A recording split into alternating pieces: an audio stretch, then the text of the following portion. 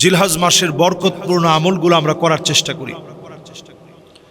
লা ইলাহা ইল্লাল্লাহু ওয়াহদাহু লা শারীকা লাহু লাহুল মুলকু ওয়া লাহুল হামদ ওয়া হুয়া আলা কুল্লি শাইইন কাদির। এটা আরাফার দিবসের দোয়া। এটি লা ইলাহা ইল্লাল্লাহ লা ইলাহা ইল্লাল্লাহ লা ইলাহা ইল্লাল্লাহ। এটা আমরা সবসময় পড়তে পারি।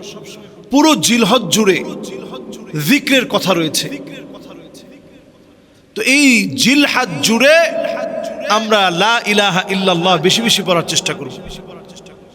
আর আরাফার দিবসের বিশেষ দোয়া লা ইলাহা ইল্লাল্লাহু ওয়াহদাহু লা শারীকা লাহু লাহুল মুলকু ওয়া লাহুল হামদ ওয়া হুয়া আলা কুল্লি শাইইন কাদির পড়ার চেষ্টা করি। এই সময়টাতে অন্তত আমরা রোজা রাখার চেষ্টা করি, নফল রোজা। যদি পুরো সময়টাতে জিলহজের এই মুবারক সময় যখন হাজী সাহেবরা হজের কার্যক্রমগুলো বাস্তবায়ন করবে, পুরো সময়টা যদি আমরা নাও পারি, তাহলে আরাফার দিবসের রোজা যেন আমরা ভুলে না যাই।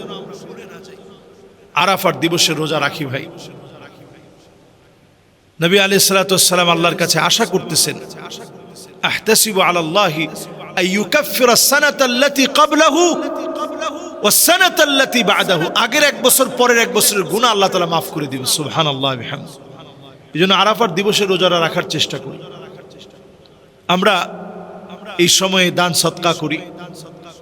এই সময় আমরা যারা কোরবানি করব, আমরা জিলহজের প্রথম তারিখ থেকে নিয়ে আমরা নখগুলো কাটবো না, মাথার চুলগুলো কাটবো না, মুছ আমরা খাটো করব না। আমাদের যে সমস্ত লোমগুলো কাটতে হয় সেগুলো আমরা আগেই কেটে ফেলবো।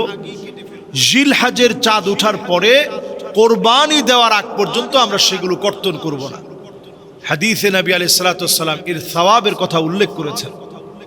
সুতরাং আমরা এই আমলটা করব। খুব বেশি বড় কঠিন কোনো আমল না, সহজ আমল।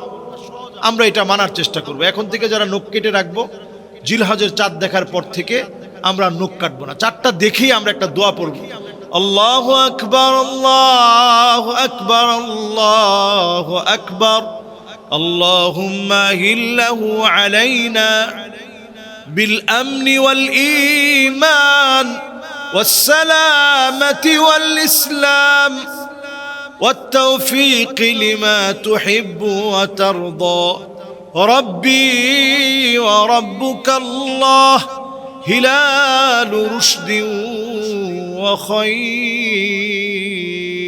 وخير। এই দোয়াটা আমরা পড়ব যে আল্লাহ এই চাঁদ আপনি দিয়েছেন, এই চাঁদের মালিক আল্লাহ আপনি, এই চাঁদের কল্যাণ আল্লাহ আপনি জানেন। চাঁদেরও মালিক আপনি, আমারও মালিক আপনি। আল্লাহ আপনি আমাকে কল্যাণকর বিষয় দান করেন, অকল্যাণ থেকে আল্লাহ আপনি আমার হেফাজত করেন। আল্লাহর কাছে এইভাবে করে আমরা দোয়া করার চেষ্টা করব। প্রতিনিয়ত আল্লাহর কাছে চাওয়ার চেষ্টা করব। আল্লাহর কাছে কামিয়াবির জন্য দোয়া করব বেশি বেশি। আর এই জিলহজের এই দিবসগুলোর ব্যাপারে আল্লাহ তাআলা নিজে কসম করেছেন, ওয়াল ফাজর ওয়া লায়ালিন আশর। এই সময়টার কসম আল্লাহ তাআলা করেছেন। আল্লাহ কসম করেন ওই মহাসত্যের যেগুলো মানুষের জন্য চরম কল্যাণের, পরম কল্যাণের, ওগুলো নিয়ে আল্লাহ তাআলা কসম করেন। তো আল্লাহ তাআলা এই সময়টার কসম করেছেন। এই সময় আমরা হাজী সাহেবরা যখন ইবাদতে মশগুল থাকবে, আমরা যারা যেতে পারি নাই, ফজরের নামাজটা যেন জামাতের সঙ্গে হয়। ফজরের নামাজটা জামাতের সঙ্গে পড়ে আমরা একটু সূর্য ওঠার পর, হারাম ওয়াক্ত শেষ হওয়ার পর ইশরাকের 2 রাকাত নামাজ পড়ি। এতটুকু আমল করে যদি আপনি ঘরে যেতে পারেন, নবী আলাইহিস সালাতু ওয়াস সালাম বলছেন তাম্মা তাম্মা তাম্মা, 3 বার বলছেন। পরিপূর্ণ হজ আর উমরা করলে যেমন সওয়াব হবে, সমপরিমাণ সওয়াব বান্দার আমল নামে আল্লাহ তাআলা দিয়ে দিবেন। সুবহানাল্লাহ বিহামদিহি। এরপরে আমল কি? আপনি 5 ওয়াক্ত নামাজে একটু সুন্দর করে অজু বানায় সুন্দর করে পবিত্রতা অর্জন করে আপনি মসজিদে আসলেন। অনর্থক কথা বললেন না, কার্যকর কথা বললেন, কাজের কথা বললেন, ভালো ভালো কথা বললেন। হয় নিজে শিখলেন অথবা শিখালেন। নবী আলাইহিস সালাতু ওয়াস সালাম বলতেছে আজরুহু কা আজরি হাজ্জিল মুহরিম, ইহরাম পরা অবস্থায় যেই লোকটা হজ করলো সে যেমন সওয়াব পাবে, মসজিদে যে এসে সুন্দর সুন্দর কথা বললো শিখলো সে সমান পরিমাণ সওয়াব পেয়ে যাবে। সুবহানাল্লাহ বিহামদিহি। এজন্য আমরা এই আমলগুলা করব। আল্লাহর কাছে আমরা প্রতিনিয়ত নিয়ত রাখবো যে আল্লাহ আমি হজে যাব, আল্লাহ আমি উমরা করব, মন থেকে নিয়ত রাখবো। যদি আপনি যেতে নাও পারলেন, এর মধ্যে মালাকুল মউত চলে আসলো, আল্লাহ তাআলা বলবেন ফেরেশতারা লেখো। কি লিখবো? আল্লাহ উক্তুব, লেখো। কি লিখবো? এই লোকটা নিয়ত করছিল হজ করবে কিন্তু সে পারে নাই। কাতাবাল্লাহু লাহু হাসানাতান কামিলা, পুরাপুরি হজ করলে যেমন সওয়াব হতো সম পরিমাণ সওয়াব বান্দার আমল নামে আল্লাহ দিয়ে দিবে। সুবহানাল্লাহ বিহামদিহি। এই জন্য এই মুবারক সময়টাতে আমরা ইবাদত বন্দেগী, জিকির, আজকার, পশু কেনা থেকে শুরু করে যত কাজগুলা করব এই সবগুলো ইবাদতের মধ্যে গণ্য হবে। আল্লাহ তাআলা আমাদেরকে জিলহজের মুবারক সময়ে নফল রোজা সহ আমাদেরকে প্রত্যেকটা ইবাদত সুন্দর থেকে সুন্দরভাবে করার তৌফিক আল্লাহ তাআলা দান করুক।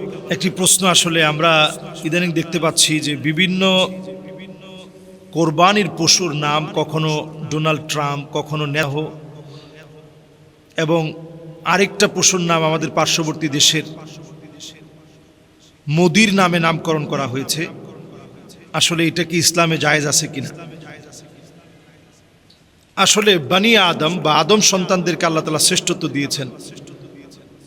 আসলে এই জামানাটা তো একেবারে শেষ জামানা, তো পশুর যে গেট আপ সেট আপ, আচরণবিধি, তো যেটার নাম রাখা হয়েছে নেতানিয়াহু, সে মানুষ দেখলেই তেড়ে আসে এবং আক্রমণ করার জন্য একেবারে উদ্বুদ্ধ হয়ে যায়। এজন্য এটার নাম দিয়েছে নেতানিয়াহু। আরেকটা মহিষের মাথার উপরের চুলগুলো গোল্ডেন কালার, এই চুলগুলো যেহেতু ডোনাল্ড ট্রাম্পের সাথে হুবহু মিল আছে এজন্য নাম দিয়েছে ডোনাল্ড ট্রাম্প। এবং আরেকটা গরু যেটার মধ্যে কিছু ক্যাশ আছে, চুল আছে, তার নিচের অংশে কিছু চুল থাকার কারণে তার নাম দিয়েছে মোদি। তো এটা আসলে অনেক সময় পশুর নামগুলো মানুষের নামে নামকরণ করা হয়, বিভিন্ন নায়কের নামে নামকরণ করা হয়, এটা একেবারেই উচিত না, এটা সম্পূর্ণরূপে নিষিদ্ধ। আল্লাহ তাআলা বনি আদম সে হোক খ্রিস্টান, বনি আদম সে হোক ইহুদি, বনি আদম সে হোক হিন্দু, আল্লাহর কাছে আদম সন্তানের একটা দাম আছে। আল্লাহ তাআলা প্রত্যেক আদম সন্তানকে আল্লাহ তাআলা বড় আদর করে বানিয়েছেন এবং আদম সন্তানকে আল্লাহ তাআলা এত মর্যাদাবান বানিয়েছেন। ওয়া কাররামনা বানি আদম, বনি আদমের প্রত্যেক সন্তান আল্লাহর কাছে অনেক দামি। হ্যাঁ, এই দামটা আমরা নিজ হাতে আমাদেরকে কমিয়ে ফেলেছি। ওয়ালাকাদ যারানা লিজাহান্নামা কাসীরাম মিনাল জিন্নি ওয়াল ইনস লাহুম কুলুবুন লা ইয়াফকাহুনা বিহা ওয়া লাহুম আযানুন লা ইয়াসমাউনা বিহা ওয়া লাহুম আ'য়ুনুন লা ইবসিরুনা বিহা উলাইকা কাল আনআম বাল হুম আদাল ওয়া উলাইকা হুমুল গাফিলুন।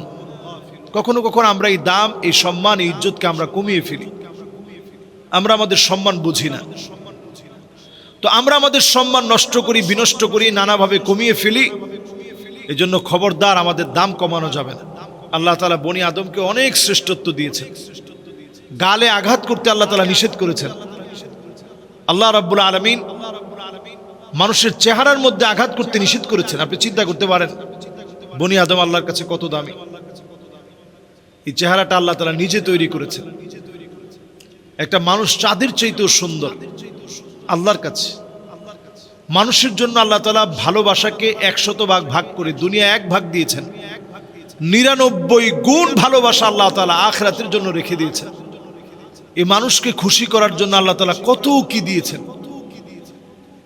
এই মানুষকে আল্লাহ রাব্বুল আলামিন বিশেষভাবে যেহেতু ভালোবাসেন, এজন্য মানুষের নাম বিকৃত করাকে, এই বিকৃতকরণকে আল্লাহ তাআলা টোটালি হারাম করেছেন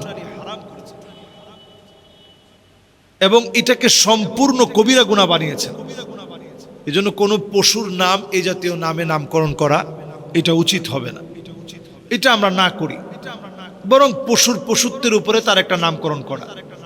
এখন আমাদের দেখা যায় বিড়ালের নতুন নতুন নামকরণ করা হচ্ছে, কুকুরের নামকরণ করা হচ্ছে মানুষের মতো করে, কেমন যেন এগুলাকে নিয়ে একটা ঘটা করে নতুন আয়োজন করা হচ্ছে। এখন এই কোরবানি আসলে দেখা যায় ঘটা করে একটা নাম রেখে দিলেই ওইটার দামটা অনেক বেড়ে যায়। সবাই চিন্তা করে যে আমি ডোনাল্ড ট্রাম্পটা তো কিনতেই হবে, ডোনাল্ড ট্রাম্প না পেরেছি নেতানিয়াহু আমার লাগবে, নেতাও পারি নাই তাহলে মোদি লাগবে আমার। এই যে এই জাতীয় নামকরণ করা, এটা ইসলাম কিন্তু কোনোভাবে বৈধ করে নেই। কারণ পশুটা যেহেতু আল্লাহর জন্য আমরা কোরবানি করব, সবচেয়ে উৎকৃষ্ট মানের ভালো পশুটা, ভালো সব দিকের ওই রকম পশুটা আমি কোরবানি করব। তো আপনি যে পশুটা কোরবানি করবেন তার নাম যদি ডোনাল্ড ট্রাম্প হয়, তাহলে এটা ভালো হলো কেমনে? যেই পশুটা আপনি কোরবানি করবেন তার নাম যদি নেতানিয়াহু হয়, তাহলে এটা ভালো হলো কেমনে? যেই পশুটা আল্লাহর জন্য কোরবানি করবেন তার নাম যদি মোদি হয়, তাহলে এটা ভালো হলো কেমনে? এই জন্য খেয়াল রাখতে হবে, পশু যেমন হোক, কান ঠিক আছে, পা ঠিক আছে, একেবারে খোরা ল্যাংড়া না, চোখ ঠিক আছে, বয়স পূর্ণ হয়েছে, ওই পশু একেবারে যদি জীর্ণ শীর্ণ হয়, আপনার চোখে হয়তো তেমন ভালো দেখা যাচ্ছে না, মানুষ দেখলে বলতেছে আরে কিনলেন কি? কিন্তু এইটা যদি কোরবানির শর্তটা ঠিক থাকে, আপনি যদি মনে করেন আমার সামর্থ্য এতটুকুন আছে, এটি আল্লাহ তাআলা আপনার কাছ থেকে কবুল করবে। আবার একজন 25 লাখ দিয়ে নিছে, উদ্দেশ্য ঠিক নেই, উদ্দেশ্য হচ্ছে শুধু নামটা দেখাবে আর ব্র্যান্ডিংটা দেখাবে, মানুষকে বোঝাবে যে কি কিনলাম। তার কোরবানি আল্লাহর কাছে 500 বার দিলেও কবুল হবে না, 500 পশু দিলেও কবুল হবে না। তাহলে কোরবানির মূল বিষয়টা হচ্ছে মন থেকে আল্লাহর জন্য আমরা কোরবানি করব। আল্লাহ তাআলা আমাদেরকে তৌফিক দান করুক। আসসালামু আলাইকুম ওয়া রাহমাতুল্লাহি ওয়া বারাকাতুহু।